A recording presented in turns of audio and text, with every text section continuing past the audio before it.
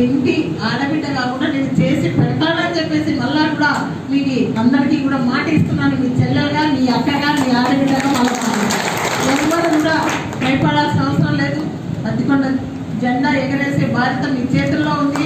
మరి జగన్ సీఎం రాష్ట్రం చేతుల్లో అందరిలో ఉంది కాబట్టి ఖచ్చితంగా మంచి మనసున్న వాళ్ళకి భగవంతుడు అల్లా మనకంతా కూడా ఆశీర్వాదం ఇస్తారని చెప్పేసి ఒక మాట అన్నాడు జెండా. ఈరోజు నిజంగా ఈడ తగిలే దెబ్బ వల్ల టీడీపీ వాళ్ళు చేసే కుట్రలు కుతంత్రాలకు ఈరోజు ఏ విధంగా ఒక్క జగనన్నని ఎదుర్కోలేక చంద్రబాబు నాయుడు గారు మూకుమ్మడిగా బీజేపీతో కలుస్తాడు, జనసేనతో కలుస్తాడు, అందరితో కలుస్తాడు. ఎందుకు జగన్ ఒకటి అడుగుతాను చంద్రబాబు నాయుడు గారిని మీరు కూడా ఆలోచన చేయండి. ఒక జగనన్నతోనే పోటీ తలపెట్టగా ఒంటరిగా పోరాటం చేయడానికి చేతగాని చంద్రబాబు నాయుడు ఈరోజు కూటమితో వస్తున్నాడు అంటే చేతగాని తనవే కదా. అలాంటిది ఈరోజు ఇంతవరకు కూడా క్లారిటీగా ఇంకా ఎమ్మెల్యేల అభ్యర్థులనే ప్రకటించాలా. మరి ఆయన స్వభావం ఏందో మనకు అర్థమైంది. మరి మూకుమ్మటగా ఎందుకు వస్తున్నాడు? చేతగానే జనసేనను కలుపుకుంటాడు, బీజేపీని కలుపుకుంటాడు.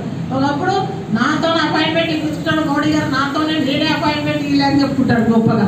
ఒకసారేమో కాలు మొక్తాడు, పోయి మోడీతో జత కడతాడు, చేతులు వేస్తాడు, వంగి దండాలు పెడతాడు. అంటే ఆయన కుర్చీ కోసం కాళ్ళైనా మొక్తాడు, మోడీనైనా జత కలుపుకుంటాడు.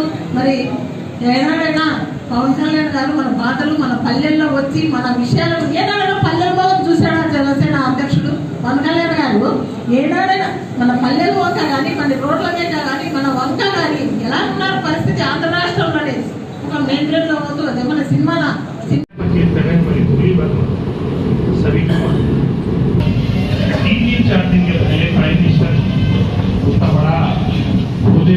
नरेंद्र मोदी साहब 4 दिन के रहे कांग्रेस को बोलते हुआ కాబట్టి బిజీ షెడ్యూల్ ఎక్కువ. రోజు ఒక పని పోతాం, ఒక పని ఉన్నాం.